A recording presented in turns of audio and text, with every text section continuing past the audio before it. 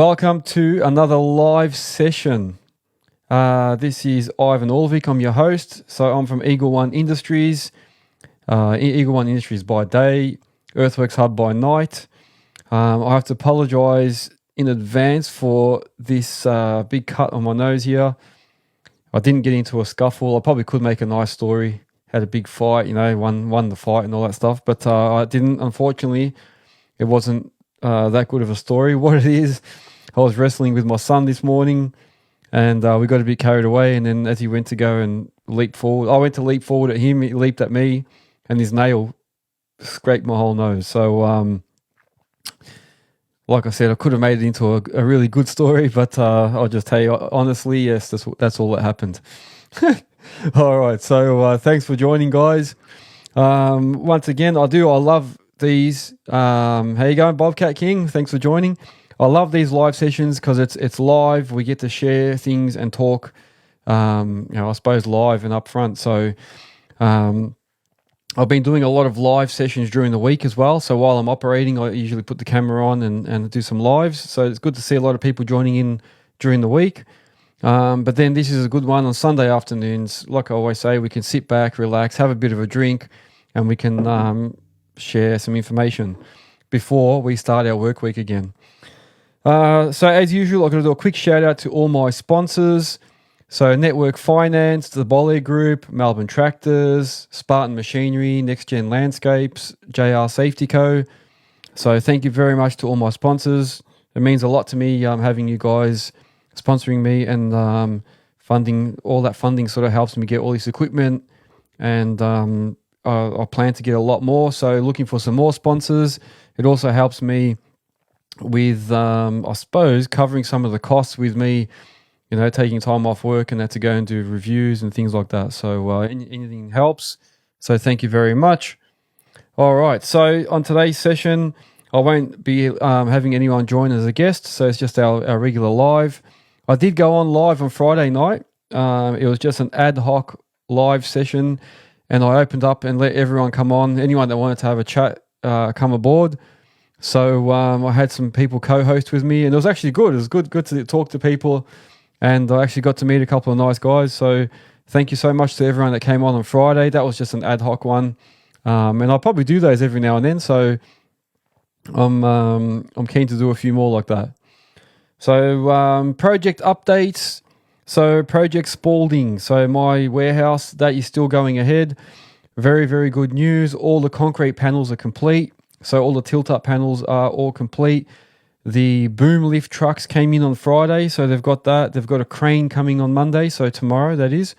We've got a crane coming, and they're going to start lifting all the panels. So I'm really, really looking forward to that.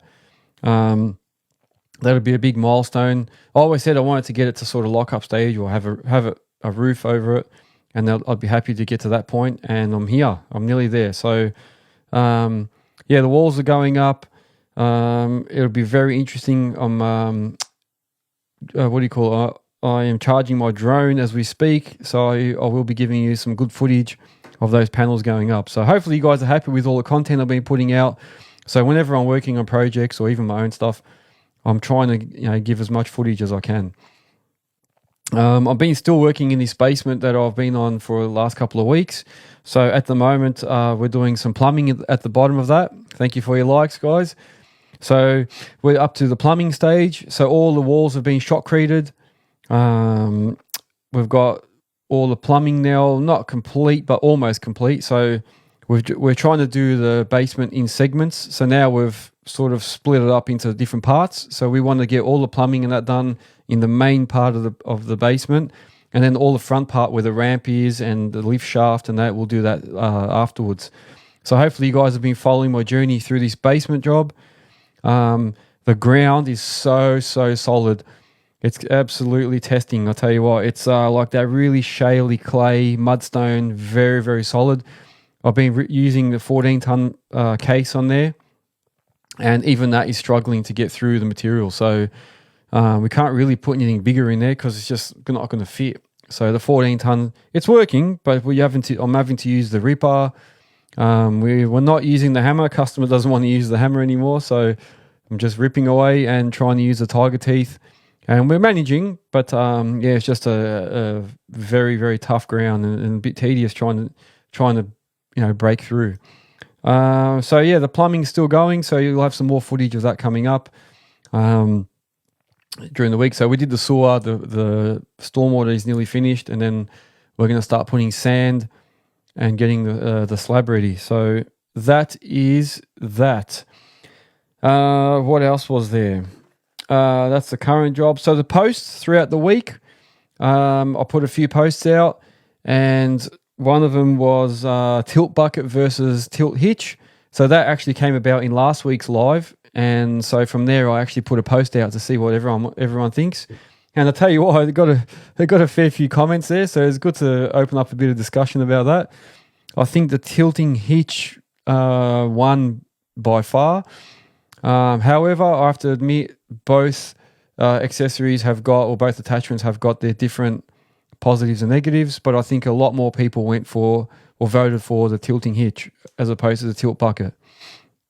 And they've all got their own things. Oh, Bobcat King is saying the new series, New Holland excavators just got released and they look pretty good too. So that's good, man. It'd be really, really good to maybe go and do a bit of a review on one of those. Okay, so, and Darren's saying you need a tilt rotator. That is also another good discussion that we started having, but it just happened to be that it's probably the most expensive option, and we sort of figured that not many customers will probably want to pay that extra, but that's that. So the current posts, what else did we post? Let me check my notes here. I also posted that we reached 300 YouTube subscribers. So it's funny because I've got thousands on Instagram and TikTok, but only a couple hundred or a few hundred on YouTube. So it seems to be like a lot slower process. But we got to 300. I want to get to 500. So guys, if you're not subscribed on YouTube, make sure you go to my YouTube channel, Earthworks Hub. Go and subscribe and like and put the little alarm thing, notification alarm on, so that you can see when I put new videos up. So those videos on YouTube are all longer versions of everything that I post up on Insta and TikTok. So if you want to see the full versions, go on there. So we reached 300, so I'm happy we reached that. I put one up about my attendance for the Command demo day. So Command provide GPS or machine control, and they use the Uni control system.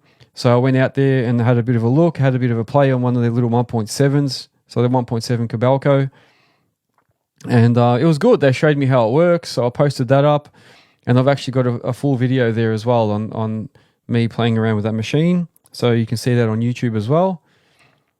And Bobcat King is just saying, further to the New Holland comment, they now got a 6-ton and a 6.5 and 7-ton. Well, there you go. All right, so he's talking about the New Holland machines.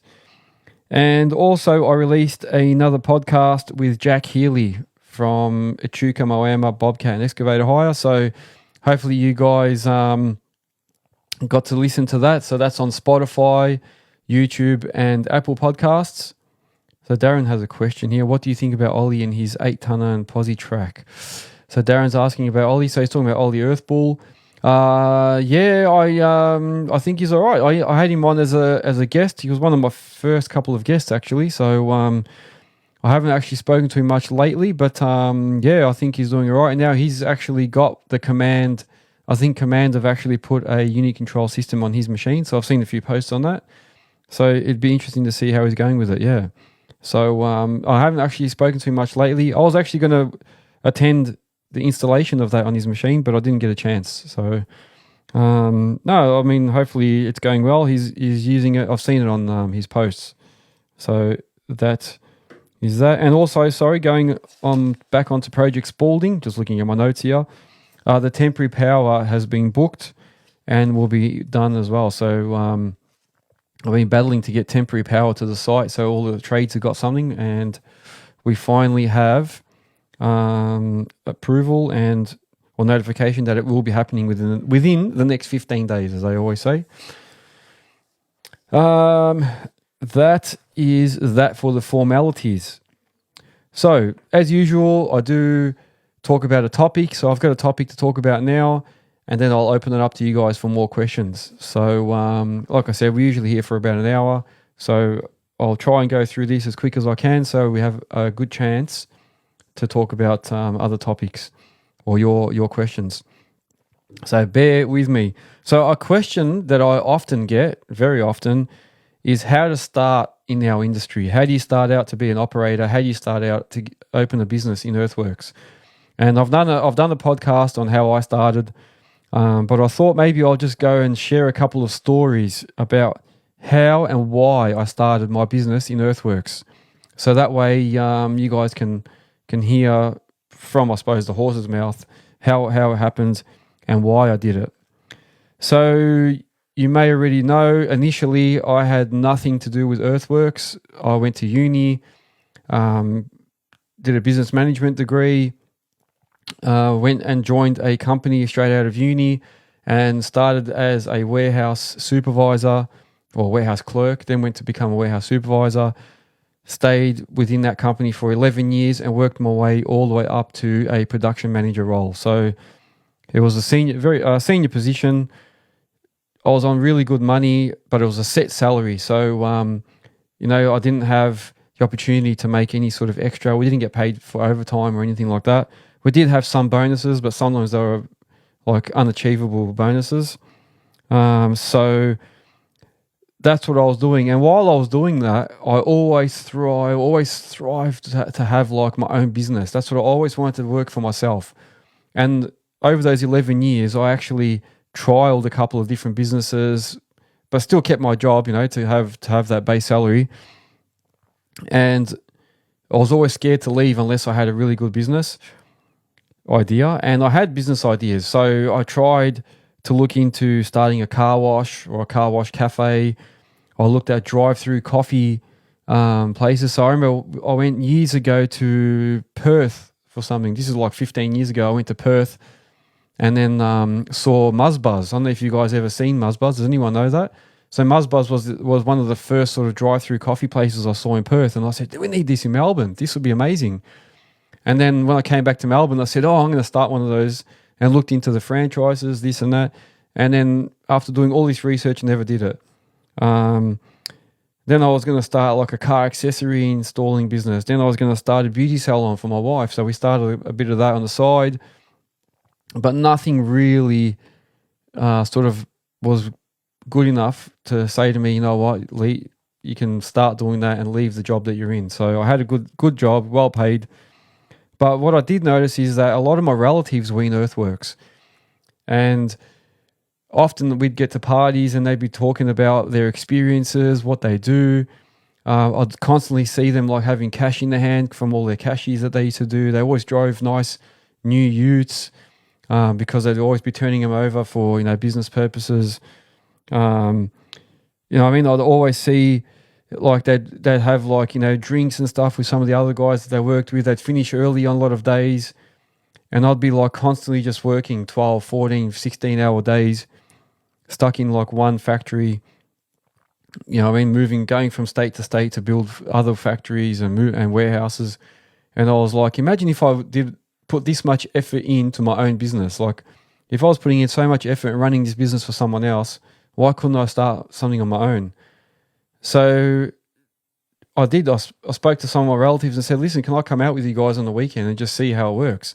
So I started spending a bit more time with them and watching what they do, hanging around, holding the dumpy for them, so when I'm, they're looking for levels, I'd be standing there doing it. And I'd be doing it all for free, just going with them on the weekends. So I still kept my job. And then they started saying, well, why don't you come along on Saturdays and just sit in our machines whenever we work? So what I did was slowly went on a Saturday, just watch what they were doing. So one of them had a 5-tonner, so I'd go with him and I'd help him unload the 5-tonner from the truck, and then I'd help him like move stuff, and then I'd sit in the machine slowly. Then I'd be like loading the truck while he was doing other things, and then one thing led to another. Then I'd be sitting in the machine and loading the truck. Then I'd be digging a little bit, moving concrete, lifting concrete out. So slowly, I got that experience. And then I also got a chance to sit in their 20-tonners. So on Saturdays, they'd be mainly loading trucks with rocks or soil on civil sites.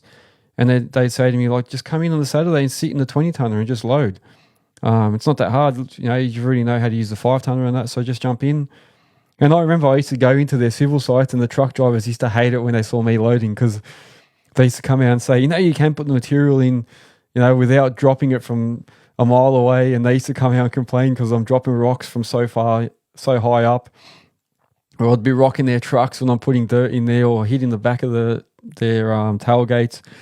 So it was a bit hard at the start, but I got better, and it just kept getting better and better. And then I thought, you know what? If I can make some good money with this, then maybe I can just put an operator in the machine and just get one and just put an operator in there, keep doing what I'm doing, and just have that as a bit of a side business, yeah? So what I did was went out and bought a 20-ton excavator. So I thought, I'll get a 20-tonner, I can put it into a civil site, I'll find an operator, he can sit in there while I'm still working here, and then if worse comes to worse, I can sort of just jump in there and help out.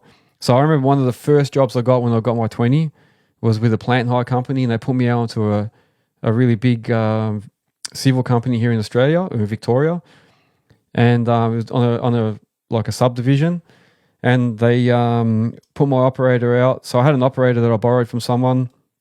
They put him out loading trucks, and he was doing really well. So he was there for a few days, and then he said he had to go back to where he was working originally, so I'd have to jump in. So I took a few days off work, told him I was sick, and went in there and started loading trucks, and I found straight away I was just too slow. And because he'd already set the bar, they expected me to be like him, and because I was still pretty fresh and they gave me like 13 truck and trailers to load on this huge stockpile. It was wet, all wet material. They wanted me to climb up on top of the windrow, which was very, very soft. So my machine kept sinking. I couldn't load the trucks in time. They were all getting frustrated. And then they sort of put up with it for the day. And then the next day, the same thing happened. And then all the truck drivers cracked the shits. So they called the plant hire company. Plant hire company called the civil company. And they basically said, no, you're too slow. We're going to have to put you on another project. So they moved me. So I got moved to another project. On that one, they wanted me to do road boxing. And I hadn't never boxed roads in my life. So I tried to bluff my way through it. And then they said that I think they noticed that I wasn't that good. So then they put me into a man-made lake that they'd already started digging, and it was full of water. And I had to go into that man-made lake with my 20-tonner and just pull out sludge that had fallen in there and try and like deepen the lake a little bit. But what happened was my 20-tonner went in, and I got water up to the cabin, and my machine got stuck in the sludge. And they needed one dozer to come down and start pulling me out. Then the dozer got stuck, so they called a second dozer to pull him. So he was getting pulled out by a dozer, and then that second dozer was pulling me out. It was a schmozzle, absolute schmozzle. So they had a chat to me and said, look, you know what, we're going to send you somewhere else. You can't do what we need you to do. So they sent me to another subdivision, and they just had me loading trucks. And what happened was my swing motor, basically the cogs or the teeth all broke, because what happened was when my 20-tonner was in that man-made lake and the water raised up to the cabin, it actually washed all the grease bath out and cleaned all the grease out of the actual the slew, like out of the slew motor or the swing motor, and it was dry. So as I was loading trucks and turning and that, I started hearing this bit of a crunching noise, a bit of a funny sound, and before you knew it, I heard of a huge crack or a big bang, and my machine just loosely was swiveling. So the 20-tonner, I broke the swing motor in it, or the swing gears.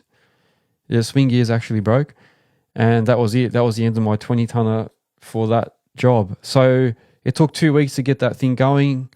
It cost me 10 grand to get that swing motor rebuilt and all the swing gears put in. New swing gears, and then they told me they had no work for me. So I remember that was so devastating. I actually said to my wife, like, what have I done? I think I made a big mistake here. So they moved me to another job to try and help me, and they put me on a brand new road that they were building, and I was loading. They gave me like 10 tandems to load, and they wanted me to do this huge run that what they did was, it was a road that they built. So they built a main road, but it sunk in a lot of spots. So they stuffed something up and they had to pull all the road back up again, take all the soft spots out, redig it all, and then relay the whole thing. So they were already like on a big time loss, losing money on these projects. So they put me on there to redig it all, and I had no idea what I was doing. So I'll be honest, I was trying my best. And then they gave me all these tandems to load. So I thought I was doing really well, but they told me I was way too slow, kicked me off that job as well. So then that was it. That was the last straw for that civil company. They said, well, look, we can't use you anymore. That's it. You're done. You're finished with us. So what I did, I went through and kept looking for work. Basically, from there, I ended up hiring a guy. So I finally found somebody that used to have his own business and then decided to slow it down and just work for other people. And luckily, he was very experienced, came and jumped in, and he actually helped me a lot. So the good thing was that then I started doing my own little projects, working for builders, doing site cuts, doing the occasional plant hire jobs. And it was a good opportunity for me to stand and watch him work. Also, to hold the dumpy for him, check levels, and at the same time see and watch what he was doing. And that's how I learned. Then I'd swap with him sometimes. He'd jump out, I'd jump in, and slowly just got better and better. And then after he left, I actually got a job with my 20-tonner in a quarry, and the guy there was amazing, gave me a really good opportunity and let me keep working in the 20-tonner there, even knowing that I wasn't that experienced. He just let me keep going. All I was doing was sifting material, loading trucks, doing like basic stuff, and that helped me build my skills up. So then after that, it was okay. After that, I got better and better, and then it just went better from there. But that is how and why I started. Originally, it was because I wanted to do my own thing, run my own show, and I enjoyed excavating. I looked at what my relatives were doing, and I thought, that's what I want to try. I want to try that. I want to be outside, not stuck in this factory, coming in at the same time every day, living at night, doing work at home on the computer later, talking to America at 12 o'clock at night, talking about why something happened at work in the factory, and then getting up at 5 again in the morning to go and open the factory again. It was just, I don't know, it just wasn't for me anymore. So that's a quick answer, I suppose, to why I started and how I started to start and some of the struggles I had. So a lot of people can learn from that, because a lot of people probably think, I can just get in the machine and start working. People will notice immediately that you're not that experienced. So I don't know whether it's good to tell someone straight away that you're not 100%, because then they've automatically got this doubt about you. But because on the other alternative is just bluff your way through and see how you go. And I've had operators come and work for me and tell me that they're really good and experienced, and then I've noticed within a few hours that they're not at that level that they say they are. So, and the customers will see that.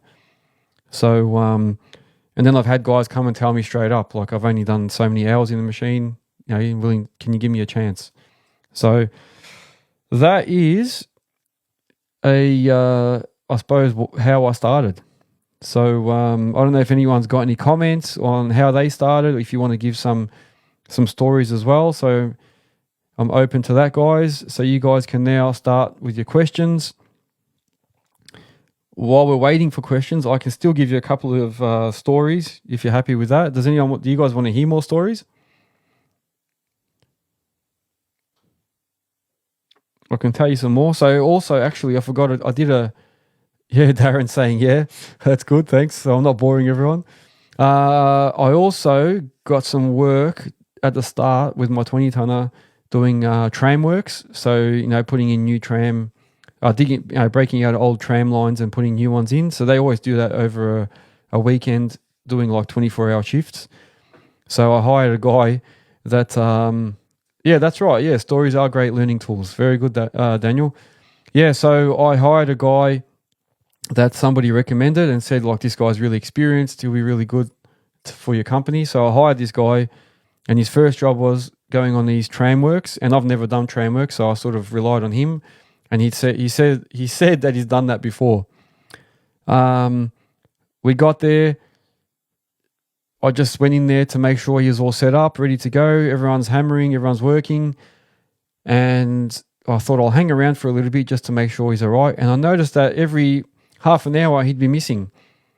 And what happened was you'd have like rows of 20-ton machines. So we're all lined up, so 20 meters apart or 15 meters apart. And then everyone's sort of working, hammering, working backwards. And everyone's moving together at the same pace. So as soon as someone starts slowing down, the other one in front of him starts catching him, and it's noticeable. Yeah, so that's what they were noticing, that my operator's constantly missing. He kept going to the toilet all the time. Then he'd be out there just eating without even like saying anything. He'd just get out and start eating, and in the meantime they're falling behind. So they were cracking it a bit, and I told him, look, you can't just keep doing that. Get back in the machine, keep going.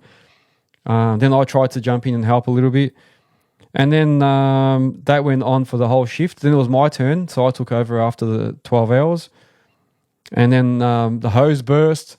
So my hammer hose burst because the way he was doing it, the way he held the hammer, the hoses were getting pinched. So the hoses burst, and then I had to get someone out in the middle of the night to come and fix the hoses. So yeah, that's another chaotic story. We got through it, but in the end I had to let him go because it kept happening. And there was a range of other things too, but I had to let him go. What else was there? I can tell you another story. When I first started as well, I didn't understand. Oh, hang on. I'll get to that. So Darren's asking, how did you go with the financial funds? I'll tell you right now. Actually, I'll just I'll go straight to your question. Yeah. So Darren, with the financial funds, that was one of the reasons that I had to keep my current job. So I couldn't afford to just leave my job and go straight into running my own machine because I didn't have enough contacts in the industry. Like all my relatives were working in that, but they also worked for civil companies and through plant hires. So it wasn't easy for them to just tell the plant hire, like, oh, you got to put my cousin on, like it doesn't work like that. So you have to prove yourself. So, and they did. Admittedly, they tried to help me and get me in places. But financially, yeah, I had to keep my job. And with my job, what I did was for my first machine, I got a line of credit against my home loan. So against my house, they gave me the equity from the house to be able to go and buy a machine. So because I had no financials, because they usually want like 2 years worth of financials, I had no set contracts. I had to go to the bank and tell them that I need to borrow some of the equity from the home. And that's what I used to buy my first machine. And then what I did was I thought I'll put somebody on so I can keep working at my job, and that person could be making me some money until I work out what I'm going to do, whether that machine is going to start getting some more work, and slowly I can jump in there when he's not there. And then eventually, if he ever left, I'd just jump in. And that's how I sort of worked it out. So it was difficult at the start. And then, there was a lot of weeks where I didn't have work for it and I still had to pay my operators. So, there were times where I had to keep dipping into that line of credit. And there was a few times where when I had a lot of guys working for me, I had to dip into the home loan to be able to pay them because I never wanted to be that boss that says, I can't pay you this week. Because a lot of my operators used to come to me and say, oh man, I left my old company because the boss kept saying I can't pay you this week. And I can't pay you next week, and I'll make it up to you in a few weeks. And they used to hate that. And I used to say, I don't want to be one of those guys. And I'd feel bad to say, look, I can't pay you this week. And because I was on like 30-day payments, 60-day payments, but I had to pay my workers every week, sometimes I knew I had money coming in, but I just didn't have it at that moment. So I'd have to dip into the home loan, pay them, and then wait till I got paid to pay all that back, and then hopefully get back in front again. And I think a lot of guys or a lot of people that have a business will understand that. And it's a dangerous game because if you just keep using your equity or borrowing money all the time, you can very, very easily go under and go backwards. So you've got to make sure you know what you took out, put it all back in. So that, just to answer your question, that is how I survived at the start. That's good. So he's happy with that. That is how I survived. And And then slowly, yeah, like I said, slowly, I got more jobs for the machine. Then I ended up buying a small machine, so I could be in that while my operator is in the big one. And then customers or builders were giving us more work. So Daniel is saying it's a monthly struggle waiting for money. Weekly subby payments should be a norm. I think you are right. One of my gripes with this industry is how the subbies get used as a bank. And I had this discussion with someone recently. I think it was Jimmy Starbuck. We were talking about how we get used as banks.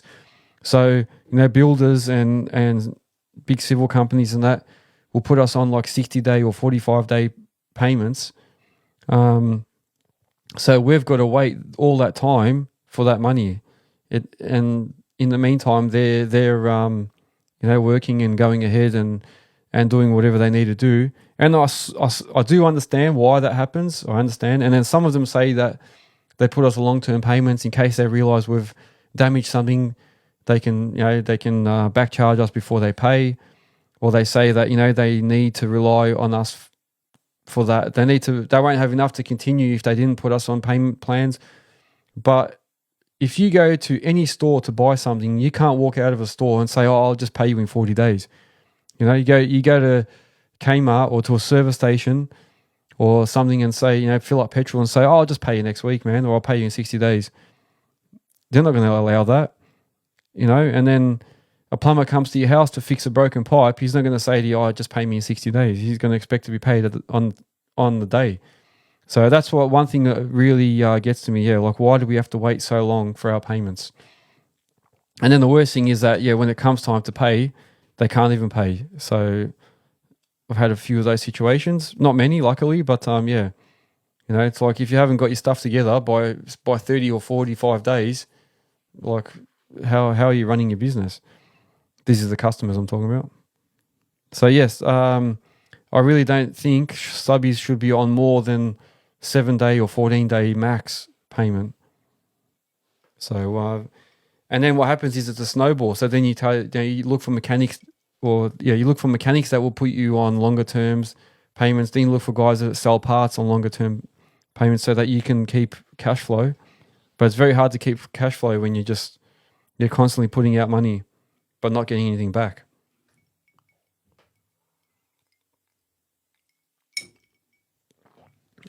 Sorry, I just hit the microphone then. All right, so hopefully, we've answered that question. While we're waiting for more questions, I can give you another story. Yeah, the one I was starting a bit earlier. When I first started as well, I worked for a plant hire company. I didn't fully understand how the process worked. So I knew I got work through a plant hire company. They sent me to a job, and then they got...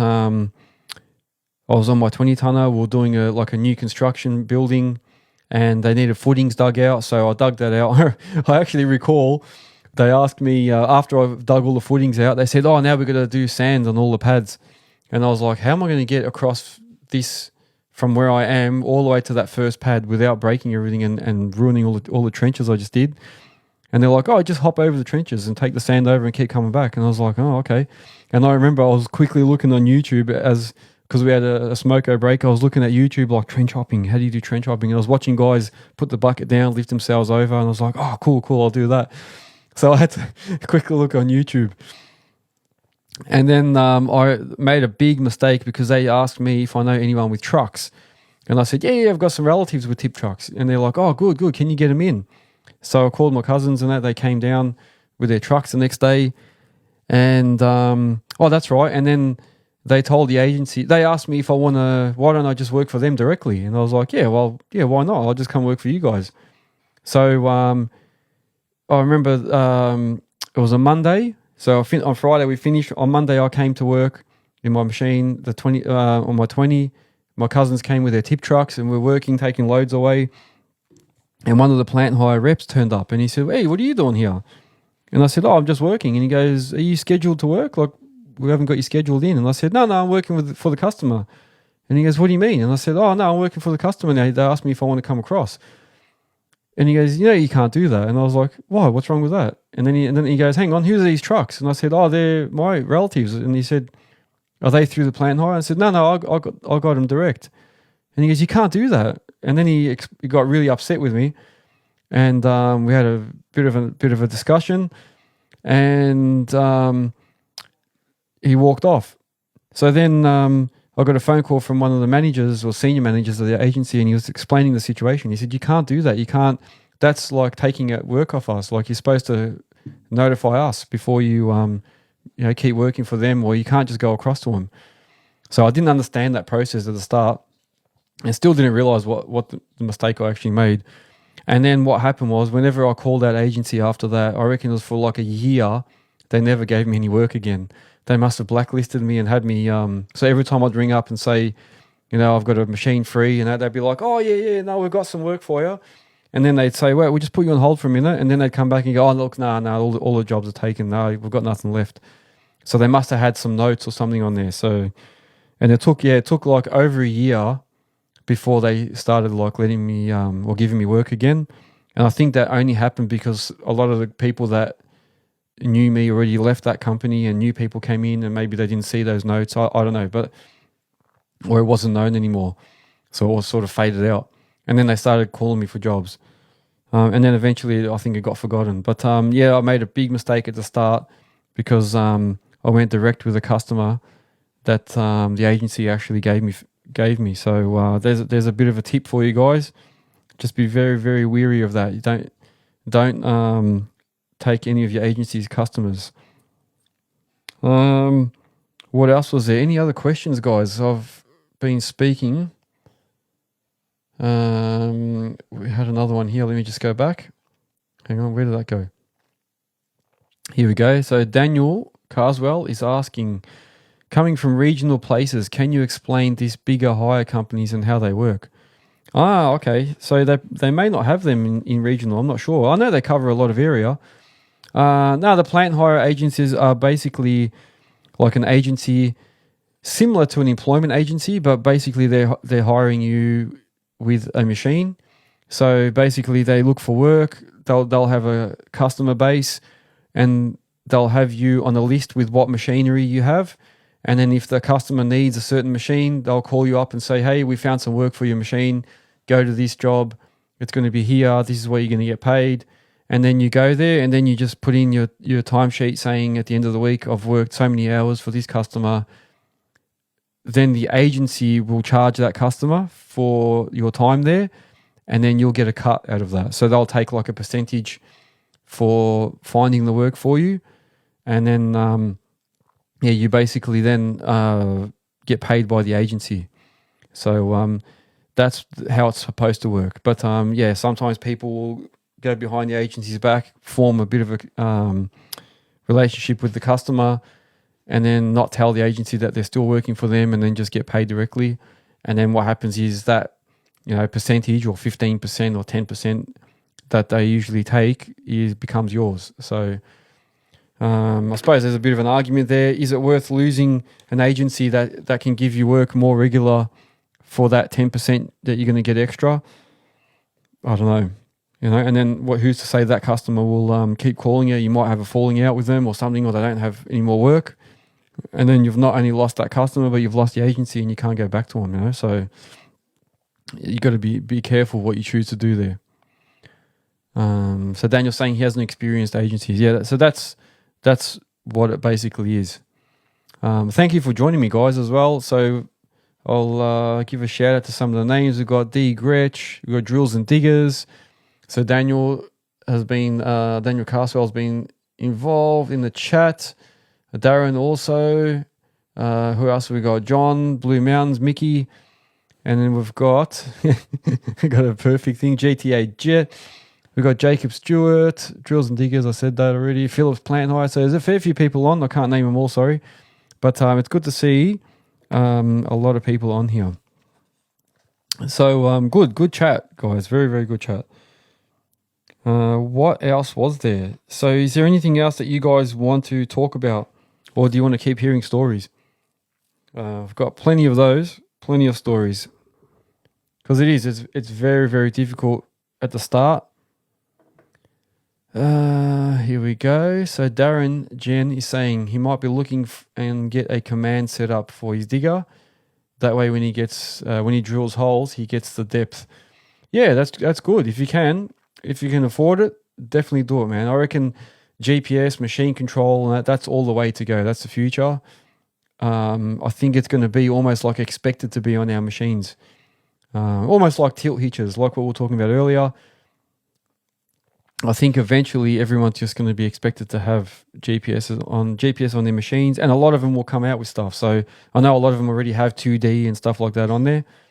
So I think it's only just going to get more and more expected and more popular. So yeah, that's good. Why not? Why not? So if you see the guys at Command, you can go to some of my videos and you can have a look at all their contact details on there as well.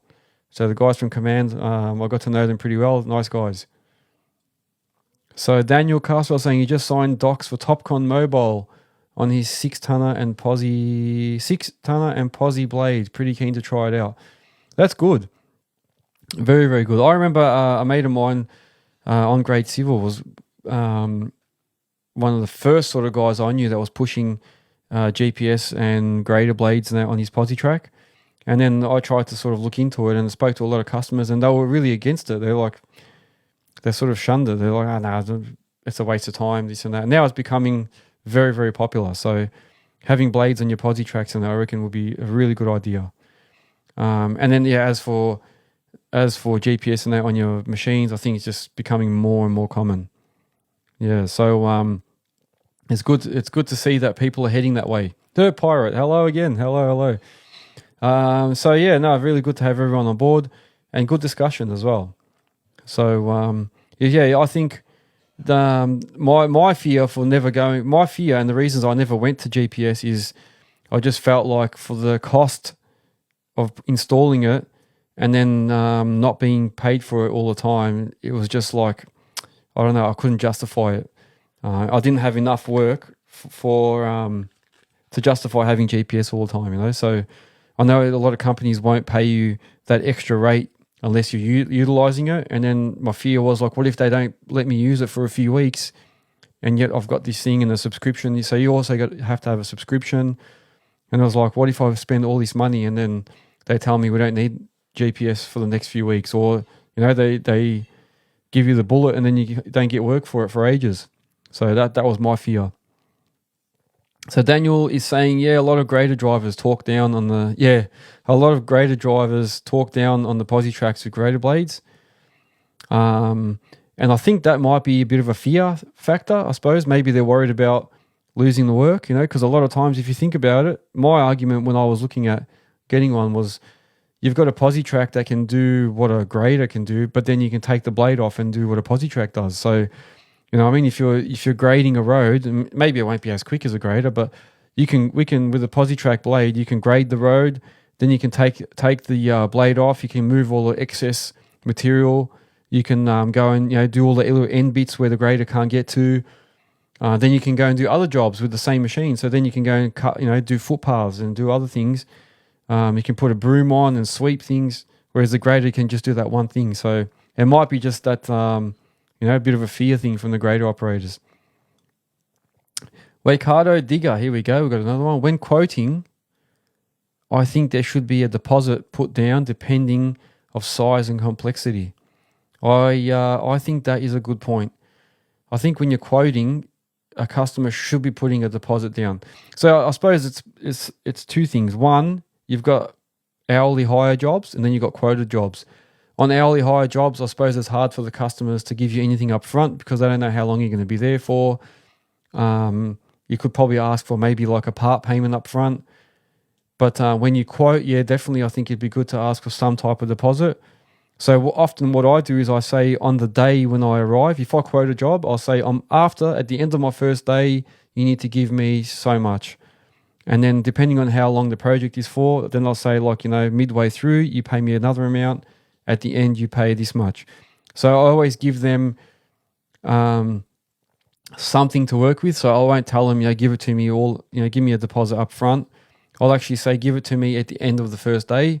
So that way they can see I've actually turned up, I've done some work, and then give me some money, and then that way, like it's sort of fair for both. So that's how I used to tackle that. I used to say, give me the deposit at the end of the first day. So if I'm digging the basement out, I'll say once my machines are all on site and we start digging, and after that first bucket has hit the ground, at the end of that day we need to have 10% or something to start with, and then halfway through we're going to have the other amount. So that way they're not skeptical, thinking, well, if we give you something and you don't turn up, they're not going to be fearful of that happening. So that's a good point. Very, very good point. What else do we have? Somebody else said something. Let me just scroll back. Oh, well, that was about the graders, the command system.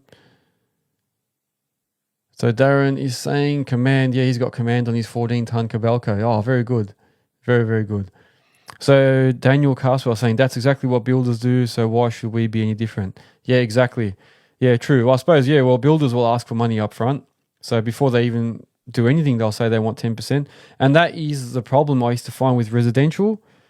You have to be very, very careful, because a lot of builders rely on that 10% or 20% deposit from the customer to get all the start of the job done up until the first progress payment. So I used to always laugh and say, I'm the first guy on site. I come and do a site cut, and often they'll say to me after I've done the site cut, oh, we can't afford to pay you until we get the concrete done. We need the progress payment to pay you.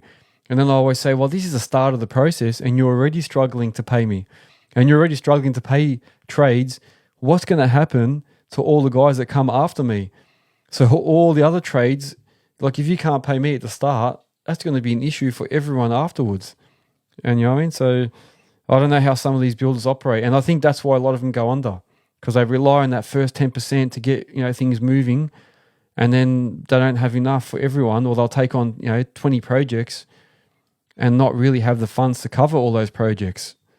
So we come in and we're doing the site cuts and doing all the basics at the start, and they can't even pay us.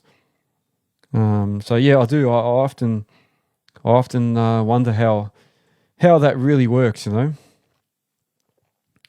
then, the other thing I suppose is, who believes we should get some form of money for quoting? Somebody I know, one of my mates does retaining walls, and he's saying what he does now, because he wastes a lot of time quoting, is he'll tell customers, I'll come and quote the job, but it's going to cost you $100. And then they say, oh, but what if you don't get the job, this and that? And he says, look, I will charge you $100. If I get the job, that $100 will come off the price that I'll quote you for the job. So, that $100 will be included. And that also sort of sways the customers a bit to him.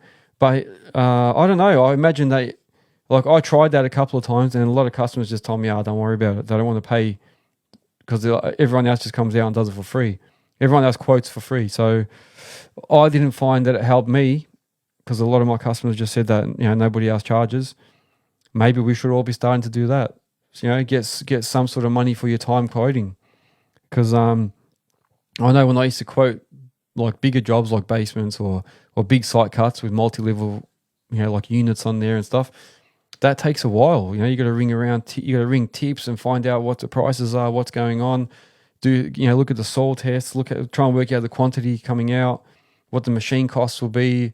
There's a fair bit in there, So by the time you do all that, then the customer turns around and says, oh no, we've decided to go with someone else. You've just spent half a day doing all that, if not a whole day. So sometimes I wonder whether they should actually, we should be charging to do quotes. What do you guys think? What does everyone else think?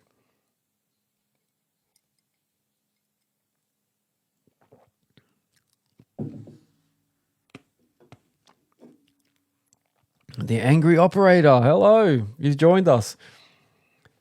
So, guys, thank you for joining. It's really, really good to have so many people on. The angry operator, if you're listening, we were just talking about, why we can't ask for deposits up front before we start jobs. Why I was actually just saying why can't we charge to actually come and do a quote for people, especially for bigger jobs. Pricing up quotes and that, we should be getting something. Like I was saying, a mate of mine does retaining walls. Now what he does is he tells them that he'll tell the customer, if I get the job, if I charge you $100 to do the quote, that $100 will be included in the final price, so that way they feel a bit more at ease. And if he doesn't get the job, well, then it's $100. At least he hasn't, wasted his time. But I hate when you do spend all this time and then they come and say, oh no, I've decided to go with someone else. And then if you do ask them, which is another point, always make sure you ask what made them choose the other person over you. And a lot of times it was for something like minimal, like $200 less, or the fact that they can start a bit earlier, or I don't know, like just weird answers. So I think charging for quotes, especially bigger ones, is not unreasonable. Even some big civil projects, like I've had to quote them. By the time I ring all the pipe suppliers, try and find all the civil, for pits, ringing up all the civil places, getting pit prices, and you do all this work, and then they turn around and say, oh no, you just didn't get the job. It's like I've just spent all this time doing that, running around, wasted other people's time, and then nothing comes out of it. And then the other thing, angry operator, we also discussed, like why do we have to wait, 2 weeks, 30 days, 45 days? Why do we have to wait so long to get paid? Why can't we just get paid after 7 days? Oh, the angry operator, always got good comments. I've got to be careful with that one. But he's just saying, basically, it's all the people undercutting each other, even when there's no money in it. And that is true. Sometimes I've quoted jobs, and when the customer tells me that someone's quoted it at like half my price, I'll often wonder, like, how's this person even making any money on this? I did a quote not long ago, and I quoted it. I priced up the material as if I was going to pay tip fees on all of it, but I knew that some of it we could probably get some money back for it, like get a bit of a rebate. But you can't rely on that. So what if at that time when I do the project, I can't get the rebate, or nobody wants the material? So you've got to price it up, with the notion that you might have to pay for that material to go. And then someone came in and undercut me by half, and I was like, this guy is totally relying on getting rebates on all the material. And I was thinking, if he doesn't get rebates on it, or something happens, or the material turns to slop, or they find other stuff in there, he's going to be stuffed. I don't know how he's going to make any money, even with that half of my quoted price. It's probably barely break even. So I don't know. I don't know how people do it. So angry operator's making some comments, guys. So he's saying, because they hold the money, basements, they hold money till it's out of the ground 2 levels. Yes. The bank pays them a progress payment. Once they're out of the ground, your money should get paid, and funds for the job till progress is paid by the bank once the parking part of basement work is done. Yeah, and you're right. So they do, and this is what I said a bit earlier, maybe before you came on. I think a lot of builders rely on that first deposit from their customer who they're building for, to sort of cover them for the first part, but then they don't probably allow enough. So then we come in and do all this work, and they say we can't pay you because we haven't got our progress for the second part, which is usually the concreting, and then we're stuck and waiting for them to get paid before they can pay us. So yeah, I think a lot of builders make that mistake. So Daniel's saying, or quoting on said prices, then a couple of months later the job starts and the dump prices and whatnot have gone up higher. Yeah, exactly. Yeah, so everything increases too. So, and that's the other thing, like they say, we're not ready to go ahead. Then they call you like 6 months later and say, yeah, we want to start now. And then you think, then you have to tell them, like, hang on, I can't do that same price. Things have changed. And that's why in your terms, when you do your quotes, always make sure you put that it's only valid for 30 days or 2 weeks, whatever, because then that price can change after that. Yeah, and an angry operator agreeing. You're saying, yeah, it's a bad way to go about it, but yeah, that's how it works. So unfortunately, that's what happens. And we're saying, like, if you go to Kmart or a service station and you buy something, you got to pay for it immediately. You can't just walk out and say, oh, I'll pay you in 60 days or I'll pay you in 2 weeks. You got to pay immediately. And it's a shame that we can't have the same, as subbies, we can't have the same terms. you know. So I've got another 5 minutes, I believe. So does anybody have anything else they want to bring up? Whether it's something that we spoke about earlier or a new topic or a new question, happy to try and answer some of those questions or, start a discussion. If we haven't, I can go through some of the new listings. Okay, so before we go any further, so let me go through some of the new listings. We've had a few this week. So Earthworks Hub. So if you don't know what it is, so not only is Earthworks Hub a podcast channel and then I do these live sessions, but also it's a business directory. So it's a directory for all the earthworks industry in Australia. So if you have a business in earthworks, you can list it on the Earthworks Hub directory. And then if someone needs your services, they'll find you on there. So that includes everything to do with earthworks and more. Like I've got scaffolding in there. I've got a whole range of other things. We've got surveyors, concreters, form workers, excavators, all types of machinery, diesel mechanics, everything you can think of that has anything to do with earthworks.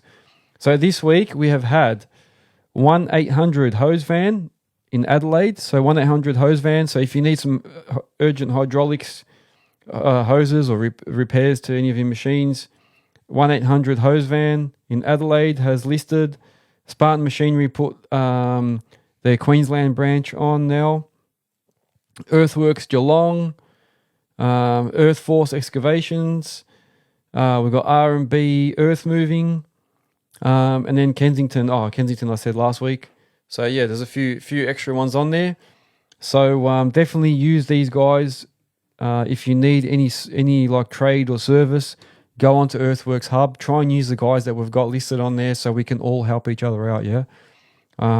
This is basically the yellow pages for Earthworks. So if you need any type of service or trade or a contractor for something, if you want to rent machines or if you want to buy machines, go on the Earthworks Hub website and you can have a look through the listings and you can see everyone on there. So all my sponsors are on there. You can buy merch. If you want to support Earthworks Hub, go to the merch store and buy yourselves t-shirts, hoodies. I'm having some hats coming on very shortly. And I'll maybe even have to look at beanies. I said that last time. I haven't had a chance. But make sure you go on there. So we've got a few other things. So Waikato Digger saying, grease, what are your thoughts of types of grease you use? Example, moly grease or EP2. You know what? I've had all different versions. I've had these tacky ones, the red color ones, blue, black. I've had moly, EP2. The moly ones seem to be the best. So I went through a stage where I was just buying Valvoline ones with moly. They were like a black. Oops. I had to verify again. So the moly one was probably the best one, I reckon. I had this red tack. The red tack grease was really good.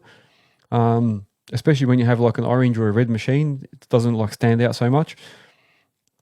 But yeah, I'm not like swayed by one or the other. Like I just grab whatever. Now what I do is I just go in and grab whatever they've got.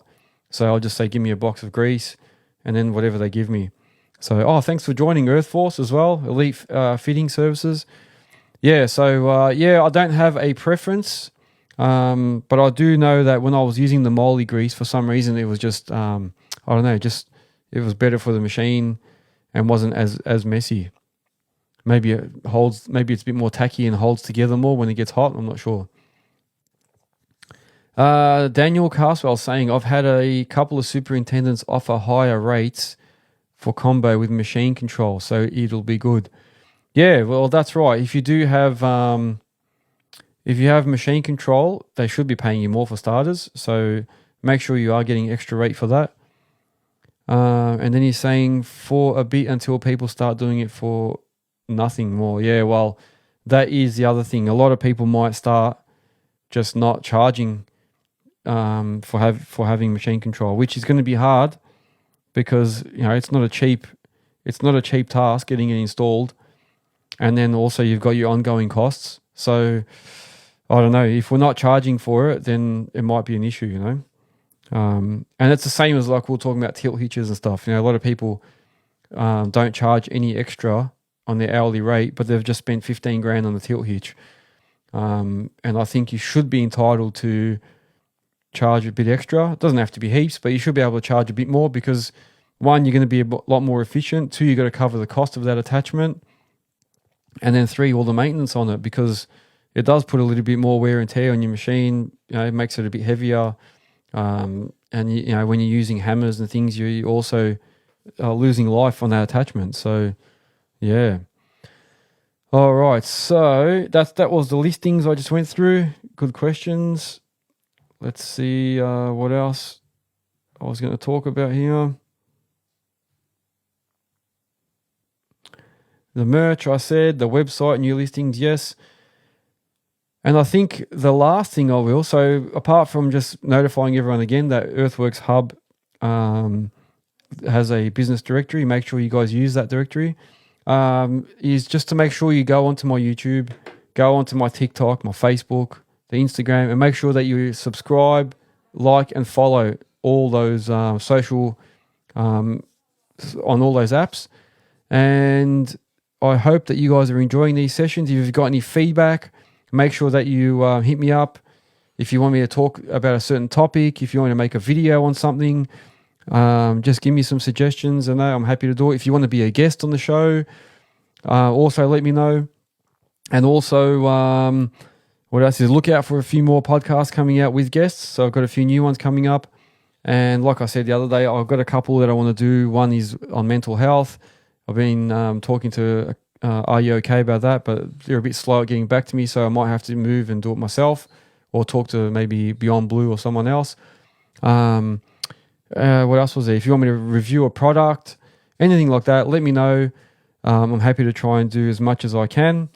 I hope you guys are enjoying my posts.